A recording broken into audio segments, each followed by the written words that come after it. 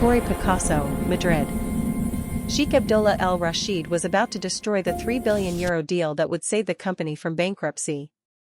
The official translator had just insulted his mother with a catastrophic mistranslation. Carmen Mendoza, the cleaner everyone ignored, was wiping down the windows of the boardroom when she heard the fatal error. Without thinking, she spoke. In perfect classical Arabic with a naughty accent, she quoted a verse from a pre-Islamic poet known only to true scholars. The sheikh stopped mid-stride toward the door, turned slowly, and looked at this woman in a cleaning uniform who had just demonstrated she knew more Arabic than anyone in the room. What he said next changed not only the deal, but two lives destined to intersect. The boardroom on the 40th floor of the Torre Picasso in Madrid exuded power from every glass and steel surface. It was one of those January mornings when the Manzanares fog wrapped the city like a veil, turning the skyscrapers of the Castellana into concrete ghosts appearing and disappearing in the mist. Carmen Mendoza pushed her cleaning cart down the hallway with the mechanical precision of someone who had learned to be invisible. 32 years old, a graduate in Arabic philology from Complutense University, a PhD in pre-Islamic literature from the University of Granada. All useless in a Spain with no jobs and an academic world that rewarded connections over competence. 3 years ago, she was in Cairo for a postdoc. Now she cleaned offices for €900 a month, sending out resumes no one opened. The boardroom should have been empty at 7 a.m. Her shift started early precisely to avoid disturbing the powerful people who decided million-dollar fates between coffee breaks. But that morning was different. Through the glass walls, Carmen saw an entire delegation already seated around the oval mahogany table, worth more than she would earn in a decade. On one side, the Spanish team from Herrera Industries, Diego Herrera, the CEO who had inherited the company from his father and nearly bankrupted it with bad investments, his daughter Patricia, the finance director more through nepotism than skill. And an army of lawyers and consultants in expensive suits that cost as much as an apartment in Vallecas. On the other side, the Saudi delegation led by Sheikh Abdullah bin Rashid Al Saud. Carmen recognized him immediately, not from photos in the financial papers, but from an academic article she'd read years before. The sheikh wasn't just one of the richest men in the Middle East. He was also a renowned scholar of classical Arabic poetry, a patron of universities, a collector of ancient manuscripts. His Oxford PhD in Arabic literature was real, not bought like so many of his peers. Carmen should have left. Protocol was clear. During important meetings, cleaning staff were to disappear. But something held her there. Perhaps it was the voice of the official translator, a platinum blonde butchering Arabic with an accent that would make the ears bleed of anyone who had truly studied the language. Or perhaps it was the way the sheikh clenched his jaw every time she translated, a clear sign something was wrong. She began cleaning the boardroom's exterior windows, technically outside but close enough to hear through the thin walls designed more for aesthetics than privacy. Her presence was so habitual no one noticed her, the social invisibility of service uniforms, the involuntary superpower of those who clean the palaces of power. The negotiation was for a €3 billion investment. The Saudis would acquire 60% of Herrera Industries, saving it from bankruptcy while keeping production in Spain and preserving 5,000 jobs. It was the final day of talks after months of discussions. Everything seemed headed for a conclusion when disaster struck. Diego Herrera, attempting to be cordial, had prepared a speech in Spanish for the translator to deliver in Arabic. He spoke of the honor of working with the sheikh, of mutual trust, shared values. The translator began with the overconfident air of someone who'd learned Arabic in a 6-month night course and thought she'd mastered it. Carmen felt the error like a stab wound. Trying to translate "Your Excellency brings honor to your family," the translator had instead said something that sounded like "Your mother is a whore who brings shame to your ancestors." A beginner's mistake with Arabic false friends, where a mispronounced vowel turns a compliment into a mortal insult. Sheikh Abdullah's face transformed from professional cordiality to a mask of controlled fury.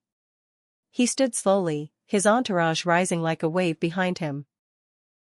In Arab culture, an insult to one's mother is unforgivable. no contract, no billions, could wash away that offense. The Spaniards didn't understand what was happening. Diego Herrera was still smiling, oblivious that he had just destroyed his company with a mistranslated phrase. The translator, finally sensing something was wrong, stammered apologies in even worse Arabic, making it worse. The sheik headed for the door. His lawyers were already gathering documents. 3 billion euros, 5,000 jobs, the future of a century-old company, all evaporating because of a translation error. That's when Carmen did the most stupid and courageous thing of her life. She dropped her squeegee, opened the boardroom door, and spoke, not in Spanish, not in English, but in classical Arabic, the language of the Quran and poetry, with the perfect pronunciation of Najd, the Sheikh's region. And she didn't say just anything. She quoted a verse from Imru al-Qais, the greatest pre-Islamic poet, a verse about how the errors of fools should not tarnish the intentions of the wise. The silence that followed was thick as oil. Sheikh Abdullah stopped, his hand on the doorknob. He turned slowly, his eyes searching for the source of that impossible voice. His gaze landed on Carmen, cleaning uniform, bucket in hand, but with eyes that shone with the intelligence of someone who had spent years over medieval manuscripts. The sheik did something none of those present had ever seen. He smiled. A real smile, not the facade of business courtesy. He returned to the table, but instead of sitting in his seat, he approached Carmen. He spoke to her in Arabic, not modern standard, but classical, quoting the next verse of the same poem. Carmen responded by completing the quatrain, then added a commentary on Ibn Qutayba's interpretation of that particular verse. A detail only someone who had truly studied medieval Arabic literature would know. The sheik's eyes lit up like a child's who had found an unexpected gift. The boardroom had transformed into a theater of the absurd. On one side, the Spaniards in 1,000-euro suits paralyzed by confusion. On the other, the Saudis, equally stunned to see their sheik, known for his coolness in business, animated in conversation with a cleaner. Sheikh Abdullah ignored everyone and addressed Carmen in classical Arabic, posing a question that was clearly a test. What was the origin of the Qasida rhyme and how did it differ between the schools of Kufa and Basra? It was a doctoral exam question, the kind of detail only a true scholar would know.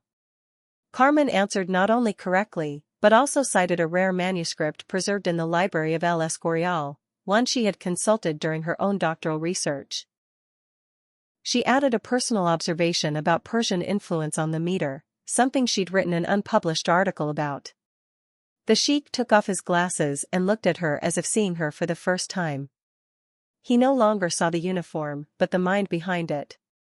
He asked her, still in Arabic, why a scholar of her caliber was cleaning offices in Madrid. Carmen's answer was simple and brutally honest. Spain had no place for someone who studied useless things like medieval Arabic poetry. Universities only hired those with connections, public exams were rigged, and she had rent to pay. She preferred to clean with dignity than beg for a position that would never come. The sheik turned to Diego Herrera, switching to English with a perfect Oxonian accent. His voice was calm but sharp as a desert scimitar. He explained the unintentional insult, how a translation error had almost destroyed everything. Then he pointed to Carmen and said something that chilled everyone's blood. This woman they ignored, who cleaned their offices while they slept, knew more Arabic than any expert they had hired. She was wasted excellence, a diamond used as a pebble. Sheikh Abdullah did the unexpected. He demanded that Carmen translate the rest of the meeting, not as a favor, but as the official consultant. When Diego Herrera tried to object, how could a cleaner participate in million-dollar negotiations, the sheik was stone-cold, either she translates, or he leaves with his 3 billion. Carmen took off her rubber gloves, left them on the cart, and sat at the table.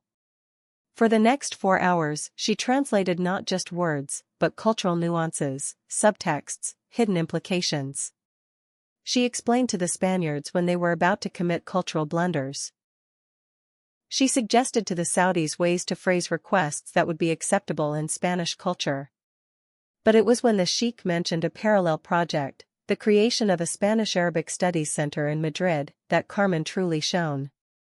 She suggested connections with manuscripts held at El Escorial, proposed collaborations with scholars she knew, outlined a program that would make Madrid a cultural bridge between Europe and the Arab world. The sheikh listened, mesmerized. It wasn't just her competence, but the passion with which she spoke, how her eyes lit up describing an 11th-century manuscript or the evolution of Kufic calligraphy. It was the same passion he had felt at Oxford before family business turned him into a money-making machine. By the end of the day, the deal was saved. Even better, alongside the investment in Herrera Industries, the Saudis would fund the studies center with an additional $50 million. But the sheikh wasn't finished. He turned directly to Carmen with an offer that left everyone breathless. Are you enjoying this story? Leave a like and subscribe to the channel. Now let's continue with the video. Sheikh Abdullah's offer was a once-in-a-lifetime opportunity to direct the new Spanish-Arabic Studies Center with a professor's salary, plus a position as a cultural consultant for his companies in Europe. 100,000 euros a year to do what she loved, instead of 900 for cleaning bathrooms. But Carmen hesitated. She saw the looks from the Spaniards, some admiring, many envious, all shocked. The invisible woman had suddenly become indispensable. Diego Herrera, who for 3 years had never noticed her existence, now looked at her like a newly discovered valuable object. The sheikh noticed her hesitation. With Arab delicacy, he suggested a break for lunch. But instead of going to the Michelin-starred restaurant reserved for the delegation, he asked Carmen to show him the Real Madrid, the one CEOs never saw from their ivory towers. They met at a tavern in La Latina. The sheikh in his traditional thobe, attracting curious glances, Carmen still in her cleaning uniform. Over a plate of cocido madrileno that the sheikh tried with genuine curiosity, they spoke not of business, but of poetry, lost manuscripts, the beauty of Arabic calligraphy, and how the West had forgotten that its renaissance was also born from translations of Arabic texts. It was there, between the first and second course, that the sheikh revealed something personal. He, too, had been forced to choose between his passion for study and family duty. He had chosen duty, becoming one of the richest men in the world, but losing something precious in the process. In Carmen, he saw the possibility of recovering that part of himself, of creating something that would outlast quarterly reports and stock prices. The following months were a whirlwind of change. Carmen accepted the offer, but with precise conditions. The studies center had to be accessible to all, not just elites. It had to hire young Spanish and Arab scholars based on merit, not connections. And it had to include a scholarship program for students from underserved neighborhoods, those who, like her, had talent but no opportunities. The sheikh not only agreed but doubled the scholarship budget. Their collaboration became legendary in academic circles. He provided funds and contacts, she provided competence and vision. Together they created something unique. A center not just for academic study, but for real dialogue between cultures. But there was more than just professional collaboration. During long afternoons spent discussing programs and projects, between a verse by Al-Mutanabbi and a quote from Don Quixote that the sheikh knew in Spanish, something unspoken grew. Mutual respect was slowly transforming into something deeper. Diego Herrera, meanwhile, desperately tried to capitalize on the discovery of Carmen, presenting her as an example of corporate meritocracy, conveniently forgetting he had ignored her for 3 years. But Carmen was no longer invisible. When he tried to take credit for the studies center during a press conference, she publicly corrected him in Arabic, Spanish, and English with a grace that concealed sharp blades.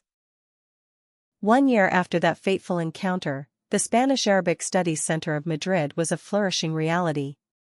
It occupied 3 floors of a historic palace near Complutense University, with a library already rivaling some of Europe's best collections of Arabic manuscripts.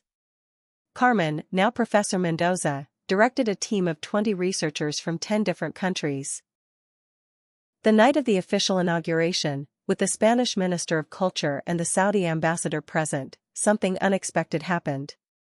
Sheikh Abdullah took the floor, not for the official speech prepared by his team, but for something personal. He spoke of how a translation error had almost destroyed a billion-dollar deal but had, instead, created something infinitely more valuable. He told of a woman who cleaned windows but held treasures of knowledge, whom Spain had ignored but who had saved 5,000 jobs with her competence. And then he did something that left everyone breathless. He quoted a love poem by Ibn Sa'idun, the 10th century Andalusian poet, in perfect Arabic.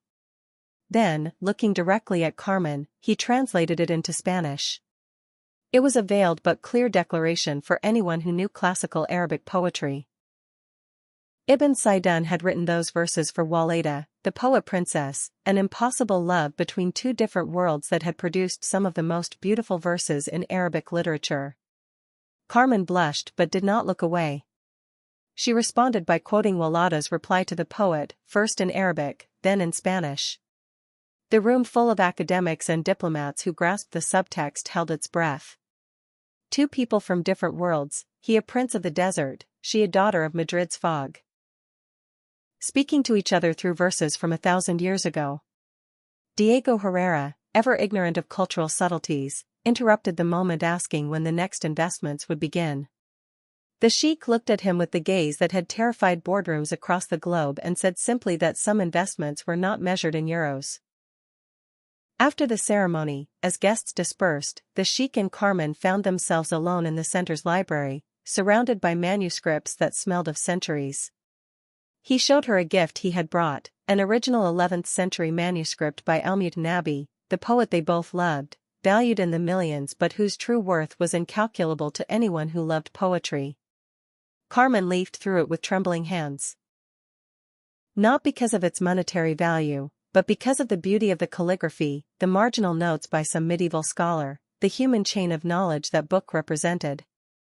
When she looked up, her eyes filled with tears of gratitude. The sheik did something scandalous in his culture and unthinkable for his position. He took her hand. He said nothing. He didn't need to. In that silent library, among parchments that spoke of love in dead languages, two living people found a common language that needed no translation. The epilogue arrived 5 years later.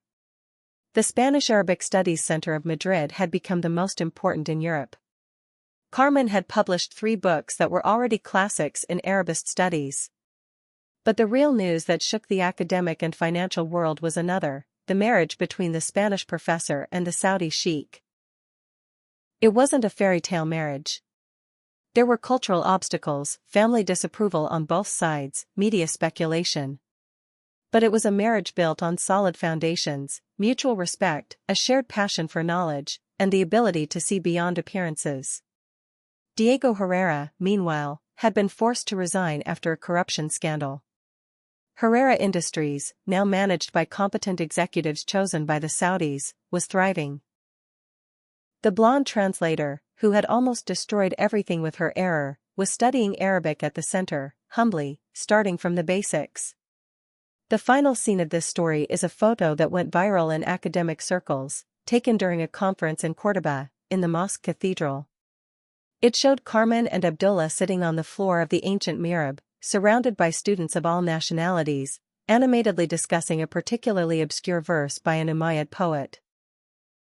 They didn't look like a billionaire and a professor, but like two scholars lost in the beauty of words. On the wall behind them hung a poster in Arabic and Spanish, "Knowledge knows no uniforms." Below, in smaller script, someone had added in pen, "Neither does love." The woman who cleaned windows had become a bridge between two worlds. The man who commanded empires had rediscovered his soul. And it had all started with a translation error on a foggy Madrid morning, when the invisible became indispensable, and words, the right ones, at the right moment, saved more than a deal. They saved 2 lives from incompleteness. The center continues to thrive. Every year it trains dozens of competent Arabists, publishes critical editions of medieval texts, organizes conferences attracting scholars from around the world. But above all, it proves every day that competence has no uniform, that talent can hide in the most unlikely places, and that sometimes it just takes one person who speaks the right language, not just grammatically, but culturally and humanly, to transform disaster into a miracle. And every morning, before the center opens, Carmen personally cleans the library windows. Not out of necessity, but to remember. To remember that every transparent surface can be a window to another world, if only someone has the courage to look beyond their own reflection. If this story moved you, if you believe in the power of knowledge to break down barriers, leave a like to support stories where merit triumphs over prejudice. Comment with the moment that impacted you the most. Share it with someone who needs to believe that talent always finds its way. Subscribe to the channel for more stories that show how culture unites more than money divides. Remember, sometimes the most invisible people see most clearly, and true wealth isn't in a bank account, but in the wealth of the mind. What is your hidden talent the world hasn't discovered yet? Tell us in the comments.